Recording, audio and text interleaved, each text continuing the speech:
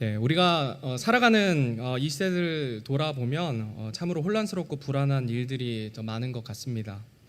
코로나19 팬데믹이 전 세계를 휩쓸고 예상치 못한 대형 산불과 지진들이 세계 각처에서 일어나고 있습니다.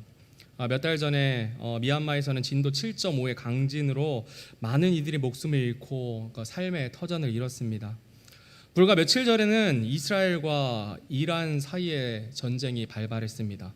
그리고 방금 전에 또 뉴스를 보니까 미국이 이란의 핵시설을 직접 타격했다는 뉴스를 보았습니다. 이제 다시금 엄청난 전쟁이 시작되는 것만 같습니다. 우리는 이와 같이 이런 소식들을 들을 때마다 또 마음이 무겁고 또 불안해질 때도 있습니다. 그런데 우리 주님께서는 이미 이 모든 일들을 우리에게 미리 말씀해 주셨습니다. 마태복음 24장에서 예수님은 이렇게 말씀하십니다. 우리 같이 한번 읽겠습니다. 시작. 또 너희가 전쟁들과 전쟁들의 소문을 들을 터이나 주의하여 불안해하지 말라. 이 모든 일들이 반드시 일어나야 하되 아직 끝이 아니니라. 민족이 민족을, 왕국이 왕국을 대적하여 일어나고 곳곳에 기근과 역병과 지진이 있으리니 이 모든 것은 고통의 시작이니라. 아멘. 예수님께서는 지금 이 세대에 일어나는 이 모든 일들이 고통의 시작이라 말씀하십니다. 끝이 아니라는 것입니다. 그렇다면 우리는 이 시대를 어떻게 바라봐야 할까요? 두렵고 불안하게만 바라봐야 할까요? 그렇지 않습니다. 오늘 이 말씀에서도 이런 소문이 들려도 너희는 불안해하지 말라 말씀하십니다. 성경은 이런 고통과 혼란 속에서도 우리에게 해야 할 것들을 알려주십니다. 그것이 뭐냐면 복음의 문이 열려 있다라는 것입니다. 실제로 미얀마에서 지진이 일어난 후에 많은 불교 사원이 무너졌습니다. 이 땅에 그 땅에 복음의 문이 다시 열리기 시작했습니다. 김영규 선교사님이 3차에 걸쳐서 지진 구호 사역을 다녀오셨는데 감사하기로 그런 지진 구호 사역을 한 이후로 교회를 찾는 그 미얀마 사람들이 늘었다는 이야기를 들었습니다.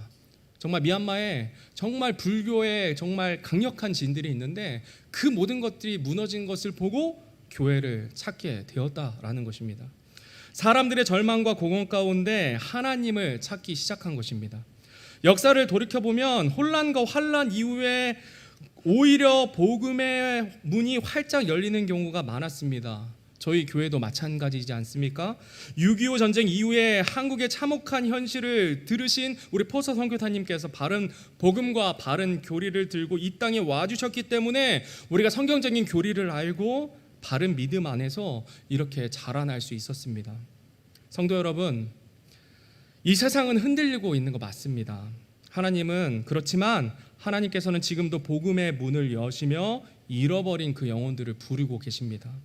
오늘 우리가 함께 나눌 골로새서 4장 말씀을 통해서 이 시대에 하나님께서 열어주신 복음 전도의 문 앞에서 우리는 도대체 어떤 자세를 가져야 하는지, 그 열린 문을 위해서 우리는 무엇을 준비해야 하는지 함께 살펴보도록 하겠습니다.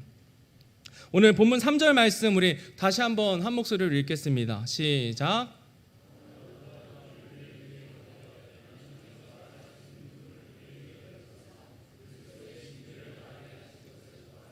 내가 또한 그것을 위해 결박당하였나니. 아멘.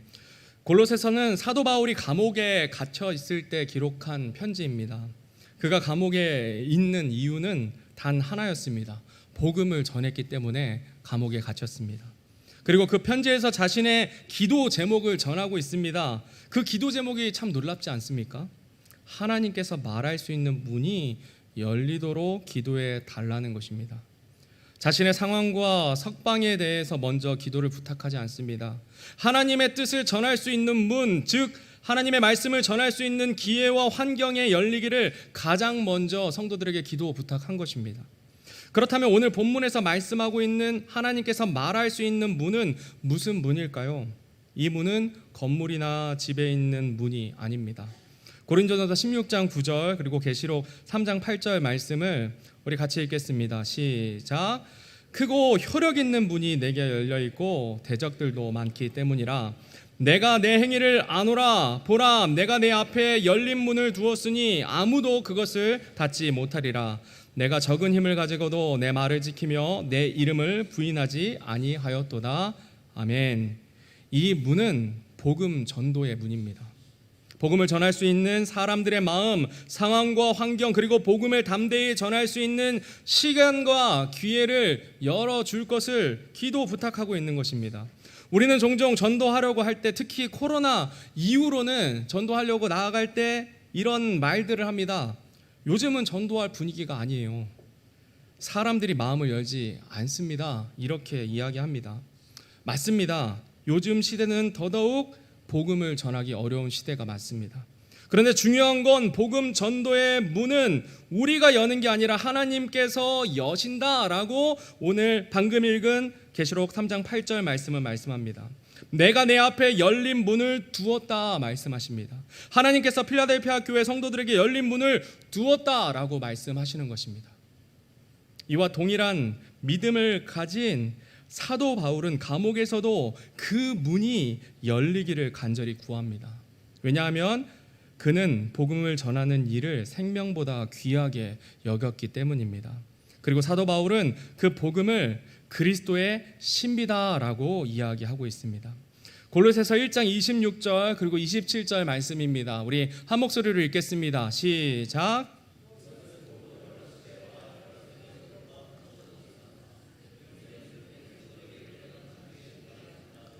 하나님께서는 이방인들 가운데에서 이 신비의 영광의 풍성함이 무엇인지 자신의 성도들에게 알리려 하시는데, 이 신비는 너희 안에 계신 그리스도 곧 영광의 소망이시라. 아멘. 그리스도의 신비는 하나님께서 모든 사람에게 주신 구원의 비밀입니다. 그 어떤 민족, 그 어떤 배경을 가진 사람이든 회개하고 예수님을 믿기만 하면 구원을 받을 수 있다는 놀라운 은혜의 복음인 것입니다. 그리스도의 신비란 예수 그리스도의 복음, 곧 유대인과 이방인 모두에게 주어진 구원의 비밀이라는 것입니다. 이 복음이 이제는 감추어 있지 않고 우리에게 밝히 드러났습니다. 그런데 이 복음의 문은 누가 여셨습니까? 바로 예수님께서 직접 열어주셨습니다. 요한복음 10장 9절 말씀입니다. 우리 같이 읽겠습니다. 시작. 내가 곧 문이니 누구든지 나를 통해 안으로 들어가면 구원을 받고 또 들어가고 나오며 꼴을 얻으리라. 아멘. 예수님은 스스로를 문이라고 하셨습니다. 여기서 중요한 표현은 더 도어 이렇게 되어 있거든요. 즉 정관사 더가 붙은 문이라는 것입니다. 제가 영어를 잘 못하지만 영어에는 두 가지 관사가 있습니다. 도어는 여러 문 중에 하나라는 거고요. 더 도어는 특정하고 유일한 문을 말합니다. 따라서 예수님은 나는 많은 문 중에 하나가 아니라 구원으로 향하는 단 하나의 문이다 라고 말씀하고 있습니다. 우리가 구원받을 수 있는 유일한 통로, 길, 출입구가 바로 예수님 한 분뿐이시라는 것입니다. 세상은 구원이 여러 방법이 있다고 말하지만 성경은 단 하나의 문, 그 문은 바로 예수 그리스도시다 선포합니다. 그리고 이 같은 진리는 히브리서 10장을 보면 더 분명하게 나타나 있습니다. 우리 같이 읽겠습니다. 그 밑에 있는 히브리서 10장 19절에서 20절 말씀 읽겠습니다. 시작. 그러므로 형제들아, 우리가 예수님의 피를 힘입어 새롭고 살아있는 길로 지성소에 들어갈 담대함을 얻었는데, 이 길은 그분께서 우리를 위해 휘장 곧 자기의 육체를 통해 거룩히 구분하신 것이니라. 아멘. 우리 구약시대에는 대제사장이 1년에 한 번 속죄의 피를 가지고 성소 휘장을 지나 지성소로 들어갔습니다. 하나님 앞에 나아가는 길이 막혀 있었습니다. 그런데 예수님께서 십자가에서 피 흘려 돌아가실 때 두꺼운 지성소의 휘장이 위에서부터 아래로 찢어집니다. 이것은 단순히 천이 찢어진 것이 아닙니다. 하나님께로 나아갈 길이 열렸다라는 것입니다. 복음의 문, 구원의 문이 예수님의 몸으로 활짝 열린 것입니다. 이제는 누구든지 예수님을 믿는 자는 하나님 앞에 나아갈 수 있는 새롭고 산 길이 열렸다라는 것입니다. 성도 여러분, 예수님께서 자신의 몸을 찢으셔서 우리에게 이 문을 열어 주셨습니다. 그렇다면 우리는 어떻게 해야 하겠습니까? 이 사실을 알고 그 문에 들어간 구원받은 우리는 무엇을 해야 하겠습니까? 복음을 들고 세상 속으로 나아가는 것입니다. 문이 열렸다고 자동으로 누가 들어가는 것이 아닙니다. 우리가 구원의 유일한 문 대신 예수님의 복음을 전할 때 그 열린 문은 생명의 길이 되는 것입니다. 성도 여러분, 하나님께서는 오늘도 우리 앞에 복음 전도의 문을 열고 계십니다. 때로는 상황이 막혀 있는 것처럼 보이고 사람들의 마음이 완고하게 느껴질 때가 있습니다. 하지만 그럴수록 우리는 낙심하거나 물러서지 말아야 합니다. 왜냐하면 복음의 문은 우리 힘으로 여는 것이 아니라 예수님께서 이미도 열어놓으신 문이기 때문입니다. 그리고 그 열린 문 안으로 담대히 들어가 예수님을 전하는 것, 그것이 우리가 받은 복음의 책임이고 주님께서 구원받은 우리에게 맡기신 사명입니다. 그렇다면 그 열린 문 앞에서 우리는 구체적으로 무엇을 해야 할까요? 복음 전도의 문은 기도를 통해서 더욱 활짝 열린다라고 오늘 본문 말씀은 이야기하십니다. 오늘 본문 4장 2절 말씀 우리 한 절만 읽겠습니다. 시작.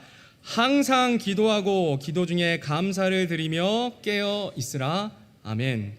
사도 바울은 골로새에서 마지막 부분에 성도들에게 마지막으로 중요한 권면의 말씀을 전합니다. 그 첫 번째 권면은 바로 기도에 관한 말씀입니다. 오늘 본문을 보면 바울은 기도의 자세를 세 가지로 말하고 있습니다. 특별히 오늘 이 말씀을 복음 전도를 위한 기도라는 관점에서 함께 살펴보겠는데요. 그 첫 번째는 항상 기도하라는 말씀입니다. 기도는 한두 번 하고 마는 것이 아닙니다. 지속적으로 꾸준하게 중단 없이 계속해야 된다는 것입니다. 특별히 우리가 영혼의 구원을 위해 기도할 때는 더더욱 그렇다는 것입니다. 오늘 당장 변화가 없어 보여도, 마음이 닫혀 있는 것처럼 보여도 우리는 낙심하지 말고 계속 그 영혼을 위해 기도해야 된다는 것입니다.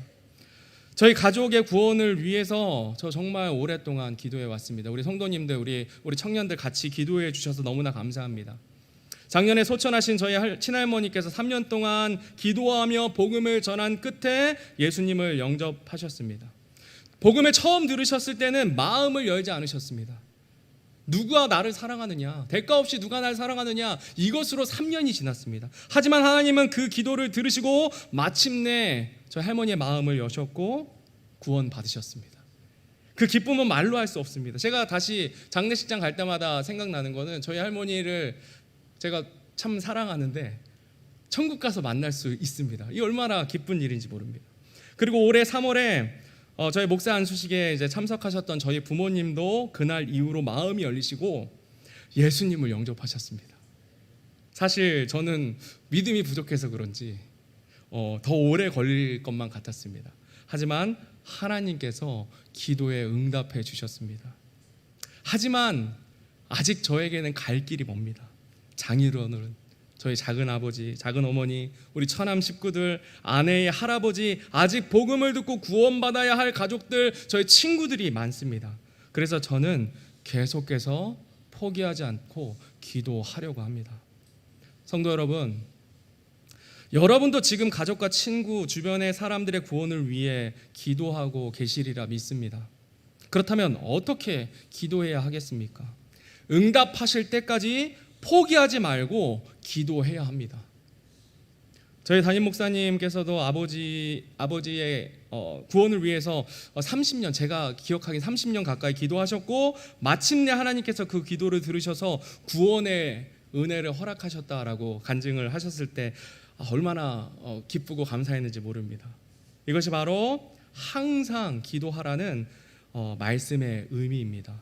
복음의 문은 하나님이 여시는 것입니다. 그런데 그 사역을 우리와 함께 하길 원하십니다. 기도는 복음 전도의 첫걸음이라는 것입니다.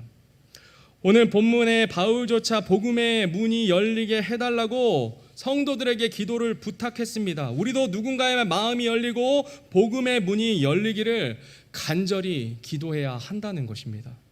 두 번째로 감사함으로 기도하라 말씀하십니다. 기도의 출발점은 언제나 불평이나 요구가 아니라 감사다라는 것입니다.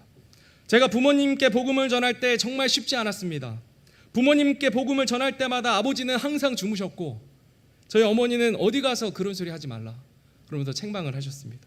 예수님 안 믿으면 지옥 간다고 하면 욕먹는다, 사람들이 너 싫어한다, 복음 전하지 말라라고 얘기하셨어요. 때로는 실망도 되고, 이런 소리, 제가 전도사인데 이런 소리 들으면 얼마나 낙심이 되겠습니까? 실망도 되고 낙심도 되었지만 언젠가 마음의 문이 열릴 것이라는 소망을 붙들고 감사함으로 기도를 계속했습니다. 낙심 중에도 구원받은 그 순간, 우리 부모님 구원받을 그 순간을 생각하고 기도하니까 마음에 감사와 소망이 생겼습니다. 낙심될 때마다 구원받는 그 순간을 떠올리며 기도하니 마음에 감사가 생겼다는 것이죠. 성도 여러분, 믿음의 기도는 감사의 기도입니다. 왜 감사할 수 있습니까? 하나님께서 반드시 응답하신다는 믿음이 있기 때문입니다. 지금도 우리 가운데는 가족이나 지인 중에 복음을 수없이 들었지만 마음이 열리지 않는 분들이 계실 것입니다. 그러나 실망하지 마시길 바랍니다. 소망을 붙드시기 바랍니다. 그 영혼이 언젠가 마음을 열고 예수님을 영접할 그날을 바라보며 감사함으로 기도하십시오. 우리 주님은 그 믿음의 기도를 들으시고 반드시 응답하시는 신실하신 하나님이 되십니다. 성도 여러분, 우리가 기도할 때 그 영혼을 구원하신 하나님을 신뢰하며 오늘도 감사함으로 기도하는 저와 여러분이 되기를 간절히 바랍니다. 세 번째로 깨어서 기도하라 말씀하십니다. 여기서 깨어서라는 말의 원어의 의미를 좀 살펴보니까 이 단어는 단순히 잠에서 깨어 있다라는 의미를 넘어섭니다. 지금도 그 식곤증 때문에 잠을 주무시는 우리 성도님들 계신데 깨어서 말씀을 들으셔야 합니다. 깨어서 들으셔야 합니다. 이 잠에서 깨어 있다는 의미를 넘어서 이제 어떤 의미들이 포함되어 있냐면 지켜보고 주의하며 경계하고 망을 보다라는 뜻이 함께 내포되어 있습니다. 즉 단순히 기도하는 것이 아니라 영적으로 민감하고 주의 깊게 집중해서 기도하라는 것입니다. 특히 복음을 전하려는 영혼들을 위해 기도할 때 그저 한번 이름만 부르는 것이 아니라 그들의 상태에 늘 관심을 가지고 지켜보며 기도하라는 것입니다.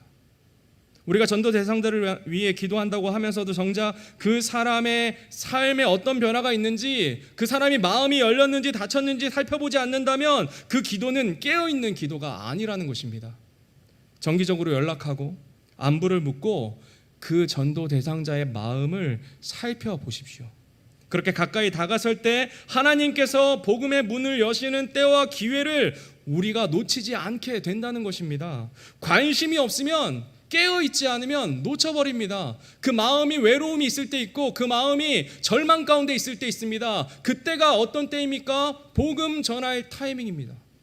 마음이 열리는 타이밍입니다. 그 타이밍을 우리가 깨어서 기도하며 살펴보아야 한다는 것입니다. 성도 여러분, 그렇다면 우리가 가장 할 수 있는 그 세 가지 기도에 대해서 우리가 살펴보았는데요. 우리가 이제 실제적으로 어떻게 적용해야 되는지 말씀드리겠습니다. 바로 기도의 자리에 우리 여러분들이 함께 나오는 것입니다. 매주 금요 새벽 기도회 때 나와서 여러분들 함께 기도해 주십시오. 거리가 멀어서 나오지 못한다면 집에서 같은 시간 한 마음으로 기도해 주십시오. 그리고 기도할 때 여러분들 나름대로 기도하시겠지만 우리 주보에 기도 제목이 잘 나와 있습니다. 그 기도 제목에 누가 있는지 아십니까? 복음 들어야 되고 구원받아야 될 영혼들의 이름이 하나하나 기록되어 있습니다. 저는 금요 새벽 예배마다 기도할 때 그 명단을 보고서 간절히 기도합니다. 우리 성도님들도 같이 그 기도에 동참해 주십시오. 그 기도 제목 안에 저희 장인어른, 저희 작은아버지 이름도 적혀 있습니다. 여러분들은 누군지 모르시겠지만 같이 기도에 동참해 주시길 바랍니다. 또 저희 교회에 수요 저녁 기도회가 있습니다. 수요일 예배 참석하시는 성도님들은 조금 일찍 나와서 함께 기도해 주시길 바랍니다. 오후 5시 30분에 중고등부실에서 우리 김기영 전도사님의 인도로 시작을 합니다. 주보에 적힌 구원받아야 할 영혼들의 이름을 한 명 한 명 부르면서 우리 성도님들이 같이 기도하고 있습니다. 구원받아야 할 가족들, 친지들의 이름을 아직까지 주보에 적어놓지 못한 우리 성도님들이 있다면 오늘이라도 저희들에게 말씀해 주시면 주보에 넣고 함께 기도하겠습니다. 안 넣으신 성도님들 계시죠? 알려주십시오. 그럼 넣고 우리 같이 기도하겠습니다. 그럼 하나님 도와주십니다. 마음을 열어주십니다. 환경을 열어주십니다. 꼭 알려주시기 바랍니다.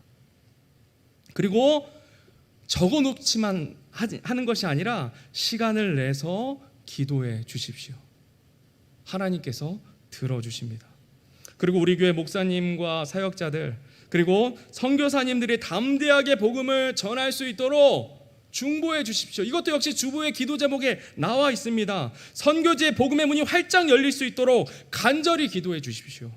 두세 사람이 모여서 기도할 때 응답해 주실 것을 하나님 말씀하고 약속하고 계십니다. 또한 내가 하늘의 왕국의 열쇠들을 내게 주리니 내 땅에서 풀면 그것이 하늘에서 풀리리라 약속하십니다. 기도는 전도의 시작입니다. 기도는 복음의 문을 여는 열쇠입니다. 하나님께서 문을 여시면 우리는 그 열린 문 안으로 복음을 들고 들어가는 것입니다. 이렇게 기도하며 나아가는 깨어있는 기도의 사람들이 되기를 간절히 바랍니다. 오늘 본문 4절에서 6절 말씀 우리 다시 한번 읽겠습니다. 시작.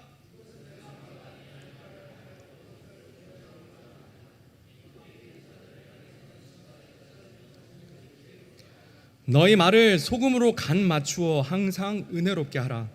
그리하면 너희가 각 사람에게 어떻게 마땅히 대답해야 할지 알게 되리라. 아멘. 다음으로 복음 전도의 문은 준비하는 자에게 열립니다. 우리가 준비해야 할 첫 번째는 마땅히 할 말, 즉 복음을 전할 그 말을 우리가 준비해야 합니다. 바울은 자신이 전해야 할 말을 마땅히 할 말이라고 표현합니다. 복음을 전하는 데 있어 분명하고 담대하게 전할 수 있도록 성도들에게 기도를 부탁합니다. 복음이 왜곡되지 않고 복음의 진리가 분명하게 드러나야 하기 때문입니다. 이방인의 사도인 바울은 이미 복음에 철저히 훈련되고 준비된 사람이었습니다. 그러나 그 역시 더욱 분명하게 정확히 전달할 수 있도록 기도하며 준비했습니다. 성도 여러분, 우리도 마찬가지입니다. 마땅히 할 말, 복음의 메시지를 준비해야 합니다. 여러분들, 가족들이 병중에 있을 때, 누구도 옆에서 복음 전하는 사람이 없을 때, 급박한 상황 속에서 여러분들 복음 전하실 수 있습니까? 땅을 치고 후회할 일이 있습니다. 복음에 전한 말 여러분들 마음에 준비하셔야 됩니다. 잘 못하시겠거든 포켓에 꼭 전도지 꽂고 다니셔야 됩니다. 명절 때 가지고 가십시오. 어떻게 될지 모릅니다. 마지막일 수가 있습니다. 제가 경험했습니다. 코로나 때문에 복음 전하지 못했습니다. 구원받지 못하고 돌아가셨습니다. 그 생각만 하면 아직도 가슴을 칩니다. 준비하셔야 됩니다. 그렇지 않으면 전할 수가 없습니다. 우리 교회에서도 여러분들이 훈련받고 준비할 수 있는 그런 복음 훈련의 자리를 마련했습니다. 하반기에 있을 구령 세미나 시간을 내서 여러분들 참석해 주십시오. 전도지를 보고 어떻게 전해야 하는지 여러분들 한번 연습해 보십시오. 우리 가족분들에게 시험 삼아 하셔도 됩니다. 잘 모르시겠다면 저나 김기영 전사님께 와서 언제든지 말씀해 주시면 어떻게 복음을 전해야 되는지 도와드릴 수 있습니다. 복음을 전하는 자리에 여러분들 참여해 주십시오. 매월 마지막 주 빛과 소금 전도할 때 여러분들 시간 내어서 와 주십시오. 다음 주 토요일 오후 2시에 있습니다. 그리고 오늘 드디어 오랫동안 제가 기도하며 기대하던 시간이 되었습니다. 예배를 마치고 임시 성도총회 후에 우리 청년들과 함께 복음을 전하러 나갑니다. 성도님들, 복음 전하실 수 있는 성도님들 계시다면 그렇지 않더라도 함께 동참해 주십시오. 우리 청년들에게 복음에 준비할 수 있는 그 길을 여러분들이 알려주십시오. 그리고 우리 청년 여러분, 복음 전하는 거 너무 어렵게 생각하지 않으셔도 됩니다. 지금 아무것도 모르는데 가서 제가 복음 전하라고 하지 않습니다. 여러분들은 옆에서 기도하면서 쓰레기만 주워도 좋습니다. 노란 조끼 성서침례교회 딱 입고 그렇게만 해도 사람들의 마음이 열립니다. 정말입니다. 아이고, 그 젊은 청년들이 쓰레기 줍는구나. 어디서 나왔어요? 교회에서 나왔습니다 하면 어른들의 마음이 열립니다. 그럴 때 옆에 복음 전하게 나가서 복음 전하면 그 어르신들 구원 받을 수 있습니다. 여러분들 그렇게만 하셔도 됩니다. 주변에서 복음 전하는 분들 위해서 영혼들이 마음이 열려서 구원받을 수 있도록 기도하면서 여러분들 쓰레기 주워 주시기 바랍니다. 교회에서 공원을 청소해 주시는 것만으로 이 전도의 문이 열리게 되는 것입니다. 그리고 이렇게 하는 것이 복음 전도의 동역입니다. 전도지만 나누어 주셔도 좋습니다. 그 전도지에 적혀있는 복음의 말씀을 읽고 구원받을 수도 있습니다. 또 옆에서 누군가 복음을 전하는 걸 듣기만 해도 여러분들 어떻게 복음 전해야 되는지 배울 수 있습니다. 아, 저렇게 전하는구나, 저 순서로 말하는구나. 들으면서 익히다 보면 어느 순간 여러분도 마땅히 전해야 할 말이 준비되어지는 것입니다. 그렇게 준비를 해야 하나님께서 마음을 열어주실 때가 올 때 그 영혼에게 그 타이밍에 복음 전하실 수 있습니다. 어떤 사람과 대화하다 보면 마음이 열려있음을 감지할 때가 있을 것입니다. 그런데 내가 복음을 준비하지 못하면 그 기회를 놓쳐버리는 것입니다. 나만 구원받으면 끝이 아닙니다. 복음을 아는 자라야 전할 수 있습니다. 마음을 준비해 주십시오. 시간을 준비해 주십시오. 그리고 복음 전할 용기를 하나님께 구하십시오. 복음 어렵지 않습니다. 하나님께서 누구나 듣고 믿을 수 있도록 은혜의 복음으로 주셨기 때문에 우리가 조금만 준비하고 조금만 훈련하면 우리 모두가 복음 전도자가 될 수 있는 것입니다. 성도 여러분, 하나님께서는 준비된 자에게 복음 전도의 문을 여십니다. 그 문을 통해 영혼을 살리는 저와 여러분이 되기를 간절히 바랍니다. 오늘 5절 말씀 우리 다시 한번 읽겠습니다. 시작.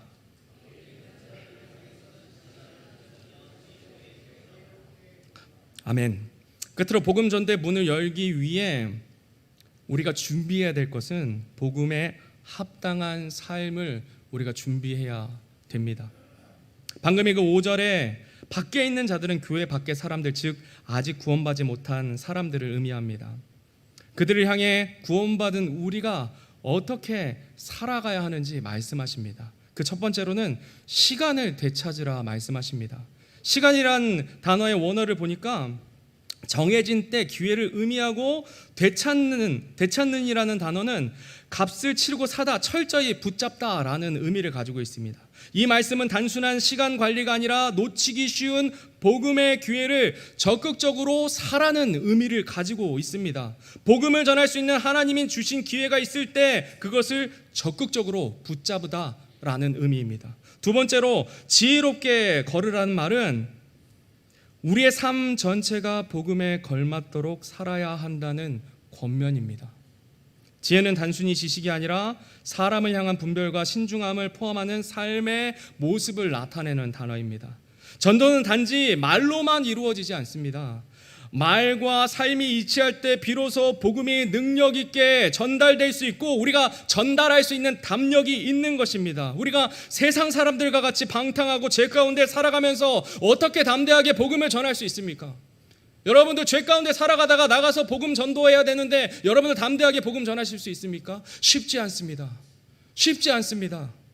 어렵습니다. 그래서 우리의 삶이 복음에 합당한 삶으로 준비되어야만 담대하게 예수님의 그 복음 전할 수 있습니다. 또한 우리가 직장에서, 가정에서, 이웃과의 관계 속에서 우리의 말과 행동이 복음과 일치하지 않는다면 그 복음의 문은 닫히고 맙니다. 사람들이 우리의 복음의 메시지뿐만이 아니라 우리의 삶의 모습도 보고 있기 때문입니다. 일상생활에서 말투가 거칠고 그 말투에 감정이 섞이고 사람을 존중하지 않는 말을 한다면 오히려 그 영혼의 마음이 다치게 된다는 것입니다. 성도 여러분, 여러분은 직장에서의 말투가 어떠하십니까? 운전하실 때, 감정이 올라올 때 약한 자 앞에서 우리의 태도는 어떤 태도를 보이고 있습니까? 상사이신 분들 있지 않습니까? 부하 직원들에게 어떤 모습들을 보이고 계십니까? 여러분들의 삶이 복음에 합당한 모습으로 살고 계십니까? 그래서 하나님의 말씀은 이어지는 구절에서 이렇게 말씀하십니다. 너희 말을 소금으로 간 맞추어 항상 은혜롭게 하라. 그리하면 너희가 각 사람에게 어떻게 마땅히 대답해야 할지 알게 되리라. 아멘. 소금으로 간 맞추어라는 표현은 우리의 말이 신중하고 절제되고 타인의 감정을 배려하는 말이어야 함을 나타내 보여줍니다. 사람들의 마음은 문과 같아서 은혜로운 말은 열쇠가 되어 그 닫힌 마음의 문을 열 수 있다라는 것입니다. 말을 준비하고 우리가 삶을 준비할 때 우리는 그 영혼에게 마땅히 내가 해야 할 말, 하나님께서 우리에게 해야 할 그 복음의 말을 전할 수 있다라는 것입니다. 그렇게 준비된 사람에게 성령 하나님께서 지혜를 주시고 또 타이밍을 깨닫게 하시고 입술을 열어서 복음을 전하게 하십니다. 말씀 맺겠습니다. 성도 여러분, 복음 전도의 문은 우연히 열리는 것이 아닙니다. 기도로 준비하고 복음의 말을 준비하고 복음에 합당한 삶을 살아가는 자에게 열리는 것입니다. 하나님께서는 아무에게나 복음을 맡기지 않으십니다. 준비된 자, 지혜롭게 걷는 자, 기회를 사는 자에게 복음을 전할 문을 열어주십니다. 오늘 우리가 복음을 전할 수 있는 대상은 한 영혼일지 모르지만 그 한 영혼이 주님께 돌아오게 되면 하늘에 큰 잔치와 기쁨이 넘치게 됩니다. 그 기쁨을 바라보며 감사함으로 기도하고 깨어서 기도하고 준비된 삶으로 복음을 전하는 저와 여러분이 되시기를 간절히 바랍니다. 우리 다 같이 일어나셔서 오늘 말씀 생각하시면서 찬송가 253장 구원으로 인도하는 찬송하고 또 패회 기도함으로 예배를 마치도록 하겠습니다.